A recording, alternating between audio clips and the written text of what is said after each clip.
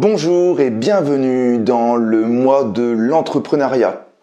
Tous les jours, du lundi au vendredi, vous avez pu découvrir sur ma chaîne YouTube des vidéos conseils et des interviews destinées à vous qui avez envie d'entreprendre. Si vous ne me connaissez pas, je m'appelle Gabriel Moreau, je suis consultant formateur dans le domaine de l'entrepreneuriat et j'accompagne les personnes qui ont envie de créer un projet solide et surtout à leur image. Si le contenu de cette vidéo vous plaît, je vous incite tout de suite à cliquer sur le lien qui est dans la description de cette vidéo afin de vous inscrire à mes emails hebdomadaires remplis de conseils et remplis d'astuces. Aujourd'hui, c'est une interview, c'est la dernière interview de ce mois de l'entrepreneuriat. Je vais vous présenter Benjamin. Benjamin est une personne qui œuvre dans le domaine de l'immobilier, c'est un jeune entrepreneur qui a eu l'audace de se lancer, qui a maintenant des salariés, il vous en parlera mieux que moi. C'est quelqu'un qui m'a énormément touché, parce que je l'ai rencontré il y a peut-être 3-4 ans en arrière, il m'a parlé un petit peu de son parcours, et voilà, je lui ai demandé s'il pouvait vous en parler durant cette interview. Allez, c'est parti, Benjamin, son interview, générique. Alors bonjour Benjamin, donc merci de me recevoir pour cette interview. Alors, on va tout de suite commencer, je pense que les auditeurs sont impatients. Est-ce que tu peux te présenter ? Oui, bonjour, Benjamin Girard de Vilchez, directeur d'agence La Forêt à Nevers, faisant de la transaction, de la gestion du syndic et des logements sociaux. Ok. Alors Benjamin, on s'est rencontrés il y a maintenant quelques temps, je sais pas, il y a peut-être 3 ans je dirais, et tu étais déjà dans l'immobilier, et c'est vrai que je sais que tu es un jeune entrepreneur. Alors quand je dis jeune, c'est parce que tu n'as pas 20 ans derrière toi, et j'aime les jeunes entrepreneurs, c'est pour ça que j'ai eu cette envie de venir t'interviewer. Est-ce que tu peux justement revenir un petit peu sur ton parcours pour les personnes qui nous écoutent ? Tout à fait. Alors le parcours est assez spécifique parce que j'ai commencé après avoir mal été conseillé, je voulais être maître chien dans l'armée, ce que je n'ai pas pu accéder. D'accord. Donc j'ai fini sur un bac électronique, parce que j'aimais bien bricoler, ça m'a emmené à l'informatique. J'ai travaillé 5 ans dans l'informatique, donc j'ai travaillé pour plusieurs grosses boîtes en France en prestation. Donc j'étais là pour mettre en place des serveurs de sécurité de données, d'accord, etc. Je ne me plaisais pas, en fait, c'était juste pour manger, et je me suis dit que je n'allais pas faire ça pendant 40 ans de ma vie. On m'a toujours dit fais un métier que t'aimes plutôt qu'un métier qui te rapporte de l'argent.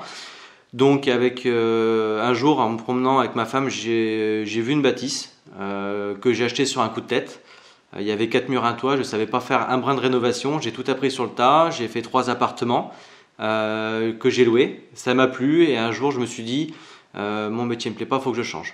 Donc j'ai tout plaqué, j'ai plaqué mon CDI, j'ai ouvert une auto-entreprise, puisque dans l'immobilier c'est principalement une auto-entreprise. Ouais. J'ai poussé la porte d'une agence et j'ai commencé en apprenant sur le terrain, en formant sur des écoles sur internet. J'ai eu la chance d'apprendre très vite et d'être classé dans mon ancien réseau dans les meilleurs de France en rentrée de mandat et en vente. Et je me suis dit pourquoi s'arrêter là. Donc j'ai repris les études. Et aujourd'hui, depuis 1 an, j'ai mon agence immobilière. D'accord. Alors, on va revenir un petit peu justement sur cette agence, enfin cette transition que tu as vécue entre les deux. Je reviens par contre juste sur le maître chien, parce que ça m'a l'air intéressant ce que tu m'en parlais justement avant de faire cette interview.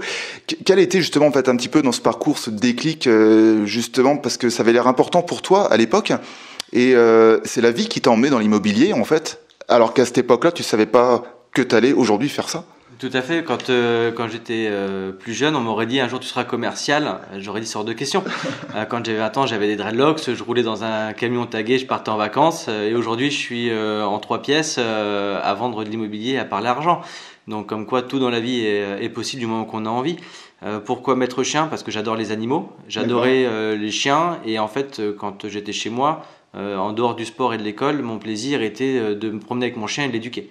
D'accord. Voilà. Aujourd'hui, j'ai une chienne qui a travaillé un petit peu avec les pompiers quand pendant mes études j'avais un peu de temps, qui est spécialisée dans le pistage et la recherche. D'accord. Ah ouais, donc du coup je vois un petit peu le lien. Donc quelque part tu as toujours gardé cette passion à côté. Tout à fait, puisque j'ai toujours mon chien qui a aujourd'hui 12 ans et qui s'amuse beaucoup avec mon fils quand il cache ses jouets. D'accord. Super. Alors, du coup, on va revenir un petit peu sur après ce passage dans l'immobilier. Donc, tu disais que ce qui t'avait plu, c'était le fait de rénover, c'est ça ?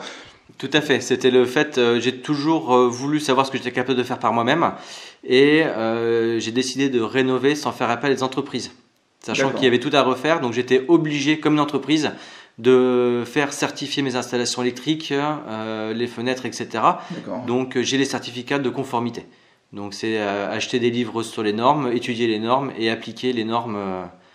Donc je ne dis pas que je suis meilleur qu'un entrepreneur, loin de là. La seule chose, c'est que ce que lui va faire une semaine, moi je vais le faire en un mois, mais que tout est faisable. Alors en fait, ce que j'entends là dans ce que tu dis, c'est que tu es quelqu'un de très autodidacte en fait. Parce que au niveau de l'immobilier, c'est ce que j'entends. Là, quand tu as démarré par ce premier bien, qui est une première expérience, est-ce que tu peux en dire plus? Sûrement, j'adore apprendre. Donc c'est vrai que quand j'ai un sujet qui m'intéresse, je me forme dessus pour apprendre à le faire. D'accord. C'est un passe-temps. Alors ensuite, tu as travaillé en tant qu'auto-entrepreneur, donc là pour une agence, hein, c'est ça. Tu as dû justement encore apprendre. Est-ce que ça, qu'est-ce que ça t'a appris pour justement ensuite te mettre à ton propre compte? Alors déjà, la première étape la plus dure quand on est auto-entrepreneur, c'est d'arriver à se renseigner sur comment ça fonctionne. Parce que l'auto-entreprise fait peur aux gens. Effectivement, on n'a pas les charges d'une société. Néanmoins, on n'a pas la sécurité d'un CDI. C'est-à-dire qu'on paye que sur ce qu'on gagne. Néanmoins, pour gagner, il faut travailler. Donc, j'ai déjà mis quasiment 3 semaines, un mois à me renseigner dessus, grâce à la BGE, c'est ça, qui m'a expliqué un peu comment ça fonctionnait, qui m'a aidé à monter mon dossier.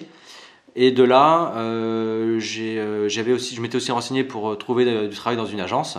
Et après, j'ai été voir tout ce qui était diagnostiqueur pour me faire former sur les diagnostics, puisque si on veut faire son boulot correctement, il faut savoir de quoi on parle.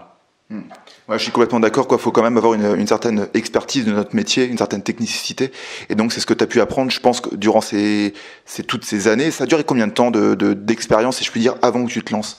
Alors déjà, dans l'immobilier. Ouais, la première expérience que j'ai eue, c'était avec les travaux, puisque ça m'a permis de savoir, quand des fois des artisans ou des gens me disaient ce mur-là va être compliqué à faire tomber parce qu'il est porteur en tapant dessus, comme dans les émissions de télé, alors que le mur fait 5 cm, on sait de quelle matière est le mur. Donc on sait plus ou moins, après forcément rien ne vaut un avis d'artisan, puisque c'est leur métier, mais on sait déjà préparer le terrain et expliquer aux gens ce qui est possible de faire.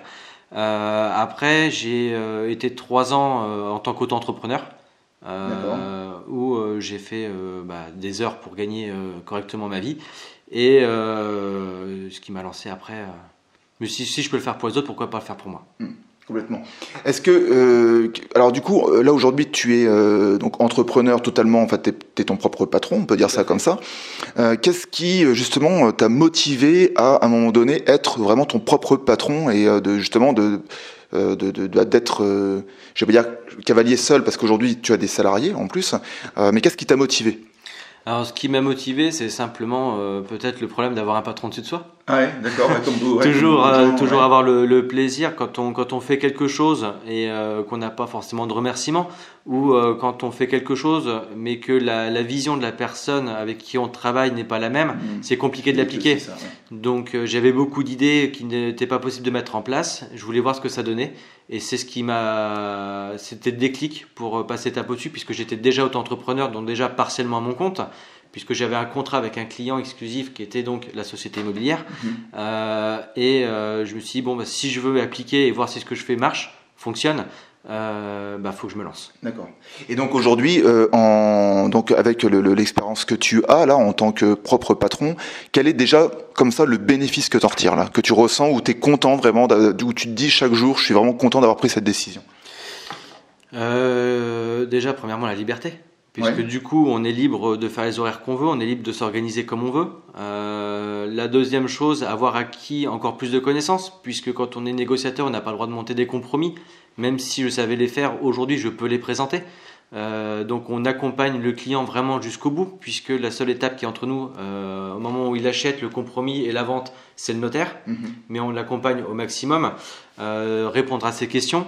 Et ça permet aussi de continuer à apprendre, parce que voilà, j'ai voulu faire de la gestion. Aujourd'hui, on fait de la gestion, mais il a fallu que je me forme, parce que pour avoir un salarié, si on ne connaît pas un minimum le métier, bah, c'est compliqué de lui dire tu fais bien, tu fais pas bien, ou ça serait bien de faire comme ça. Ou quand lui va apporter une idée, si on ne sait pas de quoi il parle, bah, c'est difficile de dire oui, ton idée est bonne, effectivement on va la mettre en place. Et le plus important c'est ça, c'est pas d'avoir que ses ambitions, c'est aussi d'écouter les personnes qui nous entourent, parce que les meilleures idées viennent rarement de nous, elles viennent aussi des autres sur leur façon de présenter. Et après on se dit effectivement c'est une bonne idée, ou c'est une bonne idée mais il faudrait que j'adapte comme ça, et on applique. D'accord. Dernière question que je pourrais te poser aujourd'hui, parce que je me disais à chaque fois que je pose la question dans cette interview, quel conseil tu pourrais donner aux entrepreneurs qui veulent se lancer? Alors quelque part, on pourrait faire un conseil global, mais en même temps, je suis en train de me dire, peut-être qu'il y a des gens qui nous écoutent qui auraient envie de se lancer dans l'immobilier. Donc, j'ai posé cette question. Quel conseil on pourrait donner à quelqu'un qui a envie de se lancer à son compte dans l'immobilier, tiens? Alors, je vais donner 2 conseils. Déjà, la phrase qui m'a toujours motivé dans la vie, commencez par échouer. Parce que c'est avec vos échecs que vous saurez faire du travail de qualité. D'accord, ok, super. Voilà, on apprend de ses échecs. Plantez-vous tous les jours, mais faites jamais 2 fois la même erreur. La deuxième chose, avant de se lancer, bien se renseigner, bien étudier le projet, pas aller trop vite. Si on va trop vite, effectivement, on va se planter, mais on aura du mal à se relever puisqu'on parle d'argent. Monter une entreprise, ça a un coût. Et monter le projet en amont et entourez-vous bien de personnes compétentes. D'accord. Merci Benjamin pour toutes ces informations. Alors aujourd'hui, je ne sais pas si tu as une présence internet, où est-ce qu'on peut te trouver, où est-ce qu'on peut trouver de La Forêt Immobilier? Déjà peut-être une présence au moins sur Nevers, déjà où je te rencontre aujourd'hui. Alors oui, on a déjà les 2 agences, Place Mossé, 8 Place Mossé, avenue de la Gare, au 31 avenue de Général de Gaulle. D'accord. On a une page Facebook qu'on fait vivre qui s'appelle La Forêt Nevers, où on met ce qui se passe un petit peu dans l'agence, ce qui se passe au niveau du réseau et ce qui se passe au niveau de la transaction et de la location sur Nevers. D'accord. Voilà. On est là aussi pour répondre aux gens si des gens veulent investir. Moi, je me suis spécialisé aussi dans la partie investissement locatif. Donc, pour pouvoir, en fonction de l'investissement, savoir ce que les gens veulent faire, les aides qu'ils peuvent avoir, toute cette partie-là. D'accord. Voilà. Ok. Eh bien, écoute, Benjamin, on en arrive au terme de cette interview. Je te remercie, en tout cas, de m'avoir reçu. Et puis, qu'est-ce que je peux te souhaiter, là? Et que ça continue comme ça, et puis et que le marché continue d'avancer. Ouais, je suis complètement d'accord. Merci Benjamin, je te souhaite que le meilleur, en tout cas. Bonne continuation.